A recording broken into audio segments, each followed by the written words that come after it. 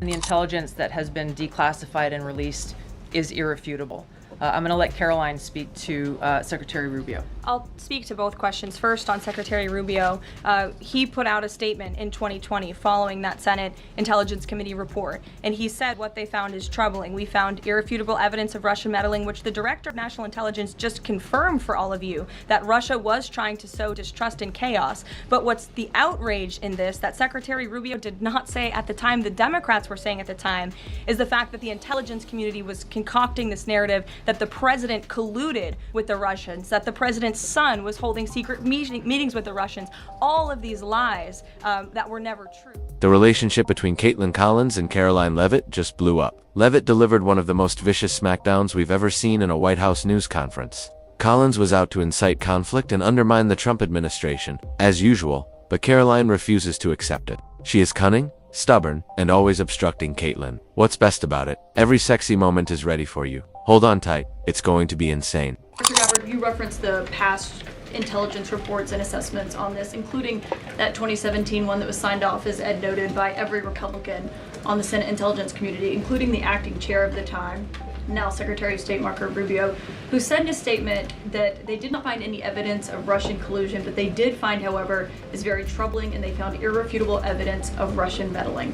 One, are you saying that he's wrong in that statement that he made then? And secondly, what would you say to people who believe that you're only releasing these documents now to improve your standing with the president after he said that your intelligence assessments were wrong? Tulsi Gabbard's surprising allegations against her beloved Barack Obama and the reasoning behind them. If you don't understand the play, allow me to explain. With Obama under assault, Kaitlan is in full damage control mode. Her plan, discredit Tulsi and stay out of the heat. But Gabbard would have none of it. She anticipated it and responded with a power move that fundamentally altered the situation. She did more than just keep herself safe. She burned the author and the narrative. Fire, fire, fire. Well, first I want to correct something that you stated, which was citing the Senate Intelligence Committee's report as being one and the same. I think you said the intelligence community. The Senate Intelligence Committee has a very different function than the Office of the Director of National Intelligence. Arriving with a double-edged razor, Tulsi Gabbard cut through Kaitlan's polished media presence. The worst thing, the Senate Intelligence Committee and the Office of the Director of National Intelligence are two quite separate entities with distinct roles, but Kaitlan couldn't tell them apart. A beginner mistake. There is more to being taught by Tulsi in front of millions of people than just a bad experience. The whole thing is a career cringe. You could almost see the egg dribbling as she tried to keep her face intact. And Tulsi? She had not finished yet. She put Kaitlan through another round of scorching. You're going to want to see this. The evidence and the intelligence that has been declassified and released is irrefutable. I'm going to let Karoline speak to Secretary Rubio. I'll speak to both questions. First, on Secretary Rubio, he put out a statement in 2020 following that Senate Intelligence Committee report, and he said what they found is troubling. We found irrefutable evidence of Russian meddling, which the Director of National Intelligence just confirmed for all of you, that Russia was trying to sow distrust and chaos. But what's the outrage in this that Secretary Rubio did not say at the time, the Democrats were saying at the time, is the fact that the intelligence community was concocting this narrative that the president colluded with the Russians, that the president's son was holding secret meetings with the Russians. All of these lies that were never true. The Queen delivered another brutal loss.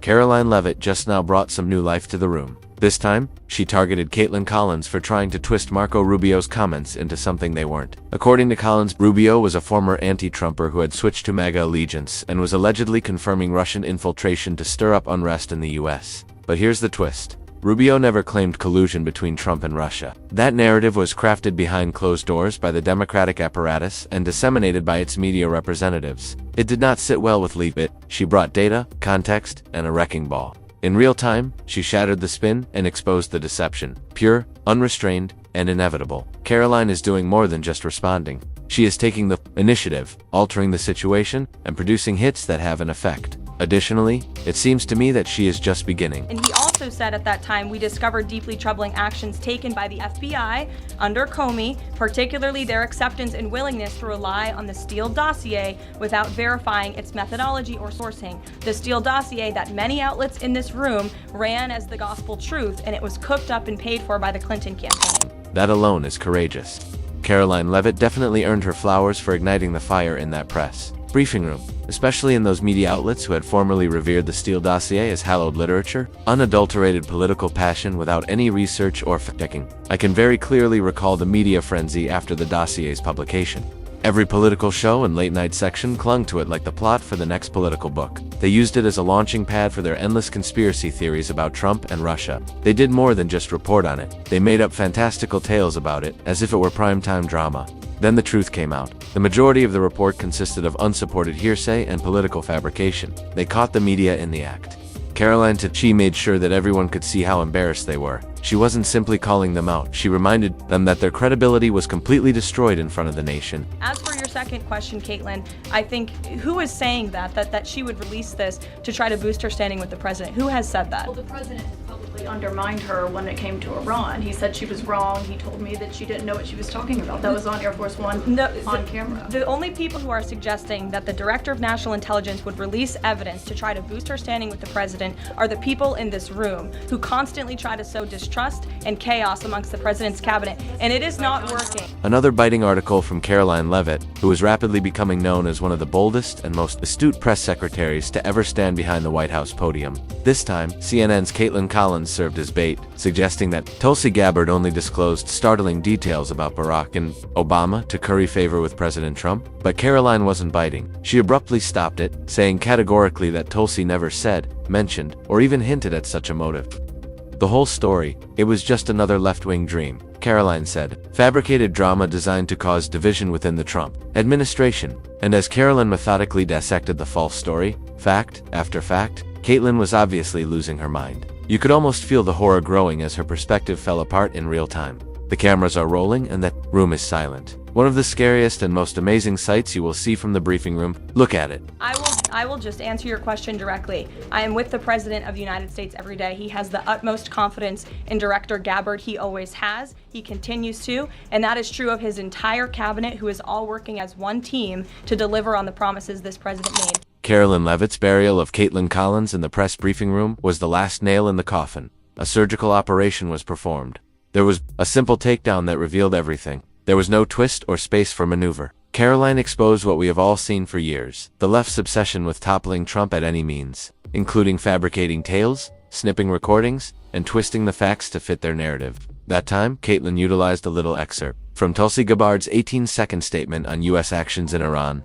A journalist held it in front of Trump in a clear effort to elicit outrage. But Trump just clarified that the video did not accurately depict Gabbard's remarks. Remain composed. Actually, in reality, not a scandal, however. The media machinery went into overdrive once Trump turned Gabbard into a circus show. Entirely fictitious. Karoline, too. She didn't only correct the record. Kaitlan exposed the whole fraud and deconstructed it in real time while she was still struggling to recover. Cold and well prepared. Sad. The documents revealed that the Obama administration did not publish a December 2016 presidential daily briefing that demonstrated that Russia did not steal the election. Trump was receiving these briefings at the time because he was president-elect. Are you of the view that that information was kept out of the briefing because then President-elect Donald Trump would have seen it? I don't have any documents that speak to exactly what the new guidance was that was given as the reason for pulling that document, which, by the way, still has never been published until we released it last week, Friday.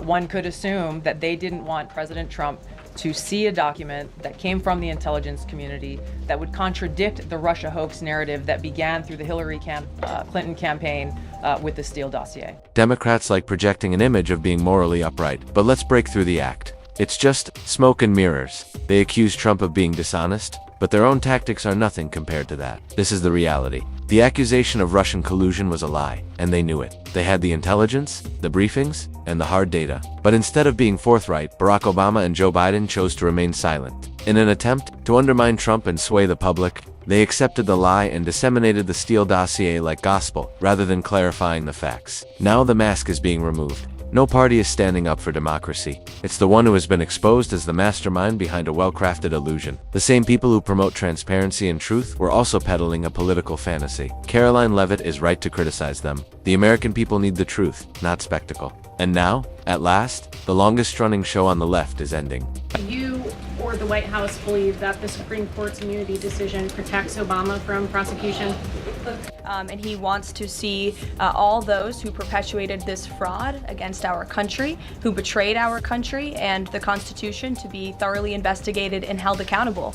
And it's been 10 years of this, and I would just add, based on everything the director has said and declassified, all of you in this room should go through it and take a look at this report and review the intelligence, because unfortunately that hasn't happened. And many of the people who perpetuated this hoax, Clapper, Andy McCabe, James Comey, and many others, have been hired by major networks in this room to go on television and continue to spew these lies, knowing that they are lies. I firmly believe that those who drove our country into the depths of the Russian collusion charade must take responsibility for their actions. Alternative matter for debate is how such duty is expressed, whether via the legal system, the voting booth, or alternative means. But let's be honest, the injury was real and the untruth was intentional.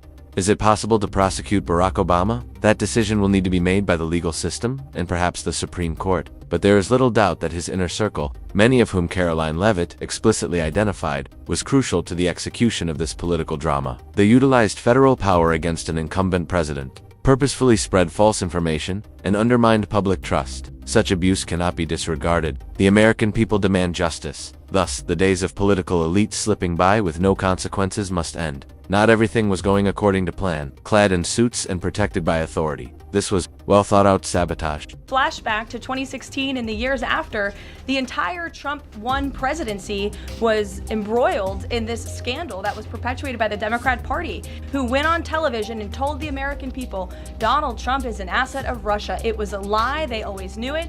Hillary Clinton herself said that President Trump would be a puppet for Putin. Senator Tim Kaine at the time called President Trump Vladimir Putin's defense lawyer. Adam Schiff stated, and one of the worst things a lawmaker can do, he said, "I can tell you that the case is more than that. I can't go into the particulars, but there is more than circumstantial evidence now."